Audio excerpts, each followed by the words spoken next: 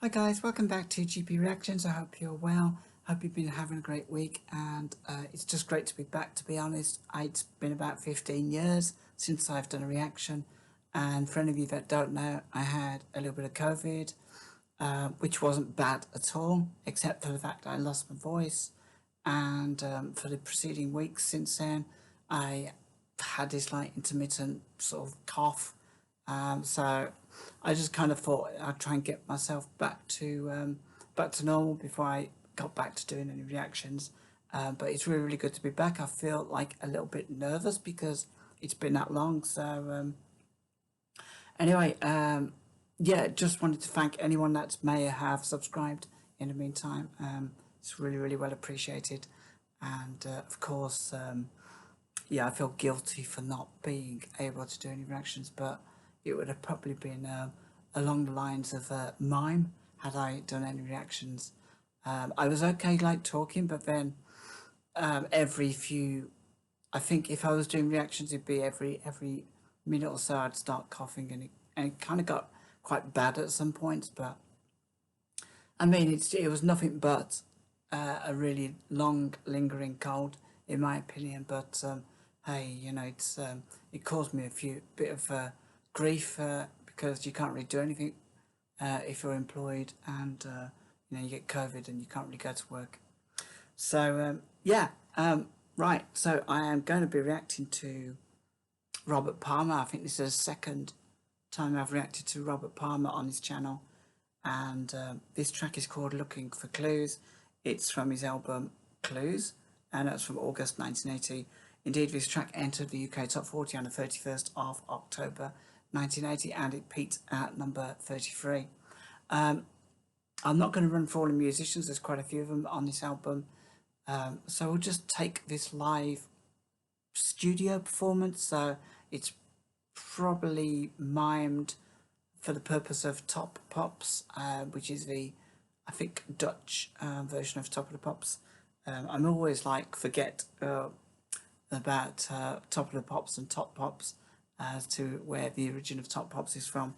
So yeah, this was written by Robert Palmer as well. So okay, so without further ado, this is my first time listening to this song, and I'm quite looking forward to it. As I really enjoyed the last one, which was far more recent, before he sadly passed away too young an age. So.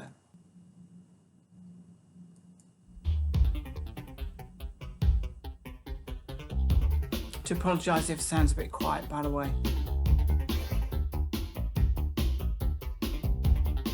That's really unlucky if you walk underneath anything that does.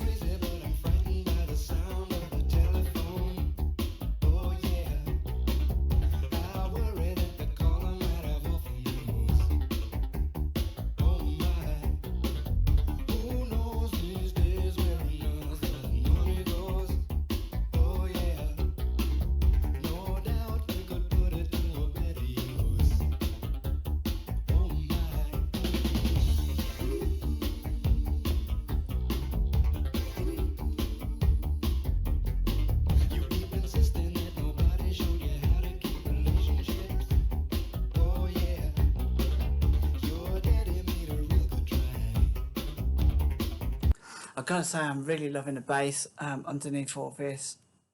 It took me a little while to kind of pick it up because I was trying to differentiate between the drums and the bass. But yeah, it's really a deep bass. I think it's a bass anyway. But I'm also really enjoying the keyboards, which are like really sort of bubbly and popcornish. And he's got such an unusually distinctive voice.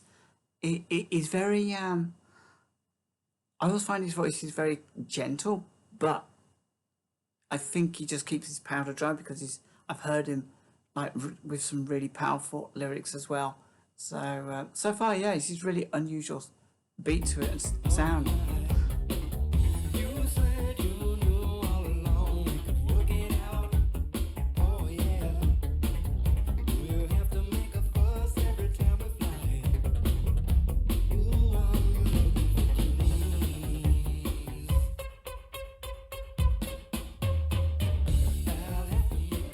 I love that.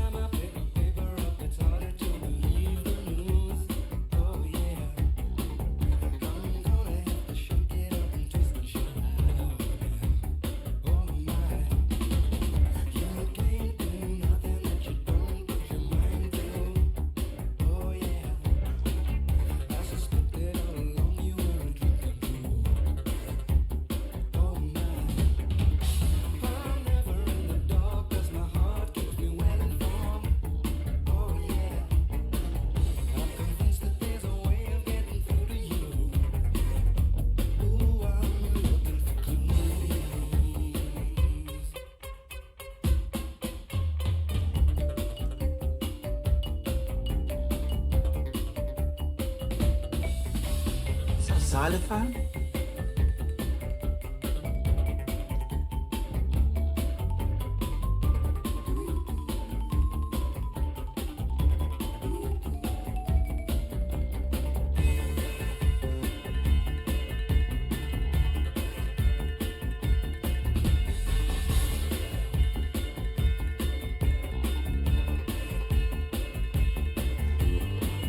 It's crazy, but I'm frightened by the sound of relationship.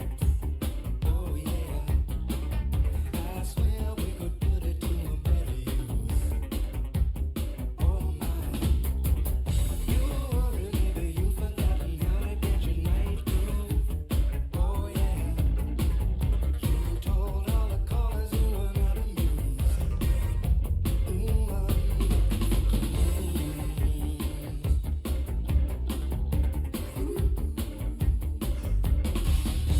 insisting that nobody should. This is such a cool performance.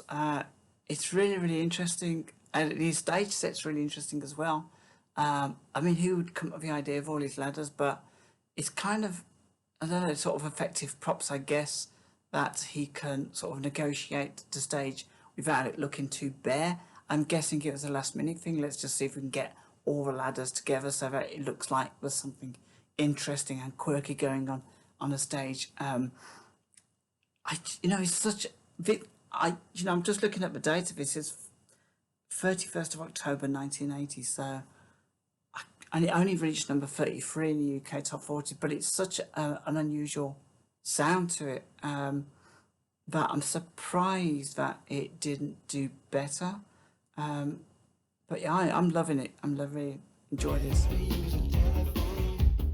Oh yeah, nobody's gonna give you a second chance. Oh my, I don't have to make an effort now to find out where the money goes. Oh yeah, you don't have to make a fuss every time we dance. Ooh, I'm looking for clues.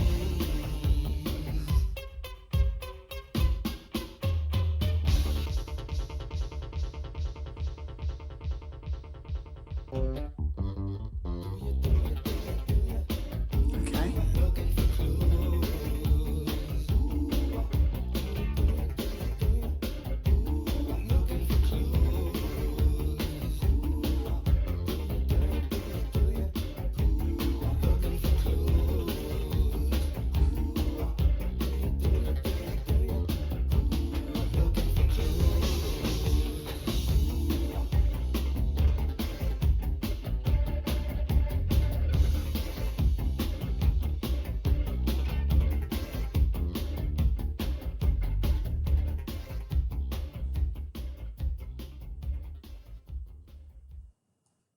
So, guys, that was Robert Palmer with Looking for Clues. And I have to be honest, I haven't heard that one before. It's really interesting record, but what I'm surprised about is that it never sort of did better in the UK top 40. I'm guessing there was other stuff around at that time. It would have been around about the time of, sadly, at the time of John Lennon's death. So, but we also had the emergence of Adam and the Ants, and we had OMD, plus Human League. A lot of interesting music around at this time, just before the Visage. And yeah, so maybe this really interesting sound was possibly drowned out by the trends of that late 1980. Might just have a quick look actually to see exactly what was about in those charts. Released or entered the UK top 40, we had Barbara Streisand at number 1. We had Ottawa, Disco, DISCO. We had Status Quo, What You're Proposing, The Police, Madness, Bad Manners, Orchestral Manoeuvres in the Dark. We had Adam and the Ants, Diana Ross, Stevie Wonder, Kate Bush, Bob Marley, Tina Marie's, Stephanie Mills, Olivia Newton-John, XTC, The Specials, The Jacksons, David Bowie.